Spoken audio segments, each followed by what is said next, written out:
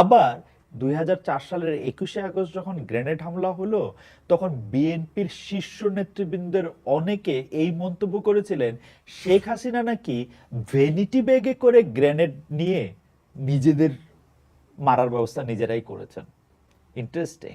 এসব হাস্যকর কথা বলার স্পর্ধা তারা পান কারণ তারা আসলে দেশের জনগণকে গোনায় ধরেন না। প্রথম থেকে বলি, 21শে আগস্ট আমি প্রথম আলোতে কাজ করি, মানে আমি আমি আমি কিছুদিন পড়াশোনার জন্য ইংল্যান্ডে ছিলাম, সেখান থেকে যখন ফিরে আসি, সেই ফিরে আসার পরের যেদিন আমি জয়েন করি প্রথম আলোতে, সেদিনই 21শে আগস্টের গ্রেনেড হামলা ঘটনাটা ঘটে। চিফ রিপোর্টারের কাছে ফোন আসে বঙ্গবন্ধু এভিনিউ থেকে। যিনি রিপোর্টার ফোন করেছিলেন তিনি আসলে কথাই বলতে পারছিলেন না, কারণ হচ্ছে যে তার গলার আওয়াজ এবং অন্যান্য অনেক কিছুর আওয়াজে তার গলার আওয়াজ চাপা পড়ে গিয়েছিল। শুধু তিনি বলতে পেরেছিলেন এখানে গ্রেনেড বা এরকম কি জানি ফুটেছে, অনেক লোক মারা গেছে, অনেক লোক আহত হয়েছে। আমরা মানে আমাদেরকে রিপোর্টার হিসেবে সেদিনই আসলে আমার মনে আছে, আমার বন্ধু গোলাম কিবরিয়ার মোটরসাইকেলে করে আমি সেদিনই ঘটনাস্থলে যাই। ঘটনাস্থলে যাওয়ার পরে আমার মনে পড়ে আমরা যখন আম, সচিবালয়ের সেকেন্ড গেটের এখানে, তখন আমার সাবেক সংসদ সদস্য জনাব রহমতুল্লাহর কথা মনে পড়ে। তিনি এসে আমাদের বাইকের কাছাকাছি আসলেন। তিনি এসে বললেন যে আমাকে একটু বাঁচান, বা বিড়বিড় করে জানি কি বললেন, তার সারা গায়ের রক্ত। আমরা যে মানে রিপোর্টার, আমরাও তাকে চিনতে পারতেছিলাম না। তিনি কোনো মতে আমাদেরকে বলতে পারতেছিলেন যে আমাদের হাসপাতালে নিতে পারবেন। আমাদের চোখের সামনে, এই সময় আমাদের চোখের সামনে আমরা ফটোগ্রাফার, আমাদের একটু সিনিয়র গোর্কি ভাইয়ের মোটরসাইকেলের পিছনে সারা গায়ে রক্ত নিয়ে সম্ভবত সুরঞ্জিত সেন গুপ্তকেও দেখি কোথায় যেন তাকে নিয়ে আসা হচ্ছে। আমি আর বন্ধু কিবরিয়া তখন বুঝে উঠতে পারছি না সামনে যাব না পিছনে যাব। কিবরিয়ার মাথায় হেলমেট ছিল, আমার মনে আছে যে আমার মাথায় তাও নাই। এখনো গ্রেনেড ফুটছে, অন্তত দুটি গ্রেনেডের আওয়াজ আমরা তখনও পেলাম। এর মধ্যে ঠিক করলাম সামনে যাব, এবং প্রথম দৃশ্য যা দেখলাম আমাদের যদ্দূর মনে পড়ে, আইভি রহমান শূন্য চোখে বসে আছেন, তার দুটো পাই উড়ে গেছে, আমরা তাকে দেখেও চিনতে পারি নাই। তখনও কোনো মেডিকেল অ্যাসিস্ট্যান্স আসে নাই। আশেপাশে কারো পা, কারো মাথার খুলি, কারো হাত ছড়ায় ছিটে আছে। আমরা তখনও জানি না শেখ হাসিনা মারা গেছেন কি বেঁচে আছেন, কিন্তু তিনি সিভিয়ারলি ইনজুর্ড, এই কথা অনেকেই বলছেন। এমন সময় শুনলাম আমাদের বন্ধু, কলিগ, ফটোগ্রাফার জিয়া ইসলাম, যিনি নাকি ওই দিন ট্রাকে ছিলেন, তাকে নাকি গ্রেনেডের আঘাতে উড়ে যেতে দেখেছেন কেউ কেউ। আমরা সব ছেড়ে তখন জিয়াকেই খুঁজছিলাম। পরে জানলাম আসলে গ্রেনেড ফাটার যে শব্দ, তার রিয়েকশনে সে অনেকখানি উপরে উঠে অজ্ঞান হয়ে ট্রাকেই পড়েছিল। এই সময় মাত্র শেখ হাসিনা বক্তৃতা শেষ করছিলেন আর জিয়া তার ছবি তুলছিলেন। আমরা গেলাম ঢাকা মেডিকেল কলেজে, সেখানে একদম কারবালার মতো অবস্থা। এর মধ্যে কেউ কেউ সেখান থেকে বের হওয়ার চেষ্টা করছে, কারণ তারা নাকি খবর পেয়েছে এর মধ্যেও তাদেরকে ধরে নিয়ে যাওয়া হবে। আমরা সেখান থেকে জানলাম যে আওয়ামী লীগের নেতা কর্মীদের শিকদার মেডিকেল কলেজে, ধানমন্ডির যে শিকদার মেডিকেল কলেজ আছে সেখানে নিয়ে যাওয়া হচ্ছে। সেই শিকদার মেডিকেল কলেজ হাসপাতালে নিয়ে যাওয়া হয়েছে ধানমন্ডি কর্মীদের। আমরা সেখানে গেলাম। আহ সেইখানের পরিস্থিতি থমথমে, কেউ কারোর সঙ্গে কথা বলছে না, পুরো ঢাকায় আসলে থমথম করছে।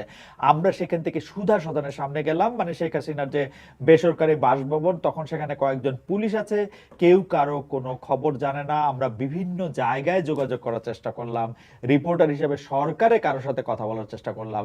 স্বরাষ্ট্রমন্ত্রী, মানে যিনি স্বরাষ্ট্র মন্ত্রণালয়ের দায়িত্ব ছিলেন, সেই লুৎফুজ্জামান বাবর সাহেব ফোন ধরেন কিনা সেটা চেষ্টা করছিলাম, কিন্তু কোথাও কানেক্ট করতে পারছিলাম না। সে সময় বেগম জিয়ার অফিস থেকে আমাদের জানানো হইলো যে বেগম জিয়া সুধা সদনে যেতে চেয়েছিলেন, কিন্তু শেখ হাসিনা নাকি চান নাই উনি যান। আমরা স্পটগুলি ঘুরে 11টার সময় ফিরে আসলাম। আমাদের যে রিপোর্টার অকুস্থলে ছিলেন জাহাঙ্গীর ভাই, উনি কোনো কথাই বলতে পারছিলেন না। ওনার চোখের সামনে বহু মানুষ মারা গেছে, একজন চাওয়ালা, একজন বাদামওয়ালাও ছিলেন তাদের মধ্যে। আওয়ামী লীগের নেতাকর্মীরা কে কে মারা গেছেন, কে কে আহত হয়েছেন, সেই তালিকা আমরা তখনও পাই নাই। আমরা রিপোর্ট লিখলাম এবং পরদিন আবারও অ্যাডভান্স রিপোর্টিং করার জন্য বঙ্গবন্ধু এভিনিউতে গেলাম।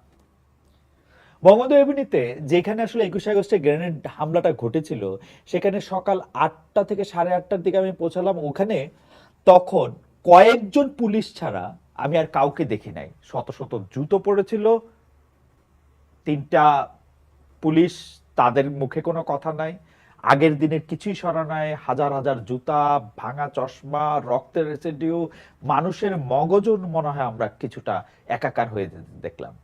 সহকর্মী টিপু সুলতান এর মধ্যে এক রিপোর্ট করলেন যে গ্রেনেড এখানে ব্যবহার করা হয়েছে তার নাম আরজেস গ্রেনেড। এটা বাংলাদেশের সামরিক বাহিনী ব্যবহার করে না, পাকিস্তান আর্মি ব্যবহার করে, আর গ্রেনেডটা আসে চীন থেকে, এরকম কিছু তথ্য সম্বলিত কয়েকটি রিপোর্ট সে সময় ছাপা হলো। এই রিপোর্টের ভিত্তিতে নিরাপত্তা বিশেষজ্ঞরা জানালেন যে বাংলাদেশে গ্রেনেডের কথা কেউ শোনে নাই, এমনকি মানে গ্রেনেডের কথাই কেউ শোনে নাই, মানে আরজেস গ্রেনেড দূরে থাক, এমনকি আন্ডারগ্রাউন্ড মার্কেটে যে অস্ত্রশস্ত্রের যে বাজার আছে না, সেইখানেও আসলে গ্রেনেডের কোনো বেচা কেনা নাই। এর আগে গ্রেনেড কোথাও ব্যবহৃত হয়েছে কিনা সেইটাও জানে না, কারণ গ্রেনেড ছুটতে গ্রেনেড একটা বিশেষ ধরনের আগ্নেয়াস্ত্র যেটা ছোড়ার জন্য বিশেষ ট্রেনিং লাগে, সেরকম প্রশিক্ষণ বাংলাদেশের সামরিক বাহিনী ছাড়া আর কারো নাই। এই সময় প্রথম আলোতে ডক্টর আসিফ নজরুল, ফরহাদ মজহার, মশিউল আলম, রামেন্দ্র মজুমদার অনেকে এই সম্পর্কে লিখলেন। সে সময় প্রথম আলোর নিয়মিত কলাম লেখক আসিফ নজরুল, আজকে যিনি বাংলাদেশের উপদেষ্টা, তিনি একটি নিবন্ধ লিখেছিলেন। সেই নিবন্ধের শিরোনাম ছিল আসামি রাষ্ট্র বাংলাদেশ। তিনি লিখেছিলেন এই ঘটনাকে কেন্দ্র করে বিদেশি দেশগুলির কাছে বাংলাদেশ মৌলবাদী ও সন্ত্রাসী রাষ্ট্র হিসেবে চিহ্নিত হচ্ছে। বাংলাদেশের সন্ত্রাস দমনে আন্তর্জাতিক সহায়তার নাম করে বাংলাদেশে এসেছিলেন যুক্তরাষ্ট্রের পররাষ্ট্র মন্ত্রণালয় থেকে কফার ব্ল্যাক। এতে নিজের আশঙ্কার কথা লিখেছিলেন তিনি, এর কারণে যে বাংলাদেশের অস্তিত্ব সংকটে পড়তে পারে এমন ইঙ্গিত ছিল। আসিফ নজরুল এমনও মনে করেছিলেন যে সে সময় প্রশাসনের কেউ এই ঘটনার সাথে জড়িত থাকাই স্বাভাবিক। আওয়ামী লীগ থেকে দাবি থাকা সত্ত্বেও বিদেশের কোনো নিরপেক্ষ কমিটিকে এই ঘটনার তদন্ত করাতে দেয়া হয় নাই। বিএনপি যেহেতু সে সময় সরকারে ছিল, বিরোধী দল সহ দেশের সমস্ত নাগরিকের নিরাপত্তা রক্ষা করা ছিল তাদের দায়িত্ব, কিন্তু তারা পালন করে নাই সেই দায়িত্ব। ইংরেজিতে বা ইংরেজি মানে যদি আমরা এরকম বলি, একটা প্রবাদ আছে, যারা বিচার বিভাগের সাথে সংশ্লিষ্ট তারা সকলেই এই প্রবাদ আসলে জানেন। সেই প্রবাদটা অনেকটা এরকম, justice hurried is justice buried and justice delayed is justice denied. Common law এর ক্ষেত্রে একটা বড় কথা হচ্ছে, একজন ভালো বিচারক দেখেন নথিপত্র, আর একজন খারাপ বিচারক তাকিয়ে থাকেন প্রেস ক্লাবের দিকে। এটা এমন একটা স্কিল, এটা এমন একটা ক্রাফট যেটা অর্জন করতে হবে। অর্থাৎ আমি বিচারকদের কথা বলতেছি, আমি জানি না মানে বিচারকরা যে বিচার করেন আমরা এটা মনে করি কিনা, এটা যে কেউ এটা করতে পারবেন। আমি আমি আমি আমি খুব জোর দিয়ে বলতে চাই, বিচারকের কাজটা যে কেউ আসলে করতে পারেন না। তার ফলে কি হয়েছে, যেটি আগে বলছিলাম যে বিএনপি কিন্তু বিষয়টি চাপা দেওয়ার জন্য, সে সময়কার বিএনপি সরকার, আমি তাদেরকেই দোষ দিব যে তারা বিষয়টি চাপা দেওয়ার জন্য নানা রকম প্রক্রিয়া করেছেন। তারা জজ মিয়া বলে একজনকে হাজির করেছেন, সেই জজ মিয়াকে নিয়ে আষাঢ়ে গল্প এবং তাকে নিয়ে অনেক কার্টুন কমিক ছাপা হয়েছে। তার ভ্যানিটি ব্যাগে করে শেখ হাসিনাটি নিয়ে এসেছিলেন, গ্রেনেড মেরেছেন, সেটিও তারা এরকম করে বলেছেন। কিন্তু আমরা এটি ধরে নিতে পারি যে আসলে প্রফেসর আসিফ নজরুলের সাথে আমি একমত। উনি সে সময় যেটা কলামে লিখেছিলেন যে এইটা আসলে চাপা দেওয়ার ক্ষেত্রে মানে এটাকে একটা ধামা চাপা দেওয়ার কিছু একটা লক্ষ্য আসলে বিএনপির ছিল। কিন্তু পরে আসি আমরা, শেখ হাসিনা সরকার যখন এই তদন্ত হাতে নিল, তাদের লক্ষ্য কিন্তু এটা ছিল না যে তারা সত্যিটা জানবে যে ওই দিন আসলে কি হয়েছিল, বরং তাদের যেন উদ্দেশ্য ছিল কোনো না কোনো ভাবে তারেক রহমানকে অভিযুক্ত করা। ফৌজদারি মামলায় কাউকে অভিযুক্ত করতে হইলে, তাকে দোষী বলতে হইলে, তার অপরাধে তার সম্পৃক্ততা সম্পর্কে 100% নিশ্চিত হইতে হয়, যেটাকে বলে হচ্ছে বিয়ন্ড রিজনেবল ডাউট। এখন দেখেন এটার মধ্যে বিয়ন্ড রিজনেবল ডাউট ছিল কি ছিল না।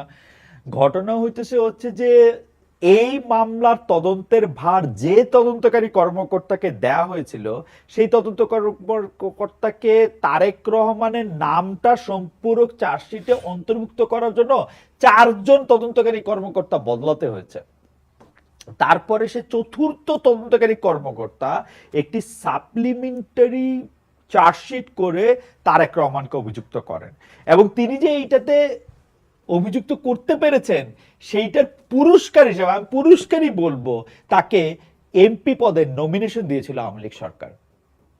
এই নমিনেশনেও কিন্তু স্পষ্ট যে আসলে এই তদন্ত প্রক্রিয়া, যে তদন্তটা আসলে বিচার বিভাগের এক্সটেন্ডেড হ্যান্ড হওয়ার কথা, তাদের উদ্দেশ্যটা কি ছিল।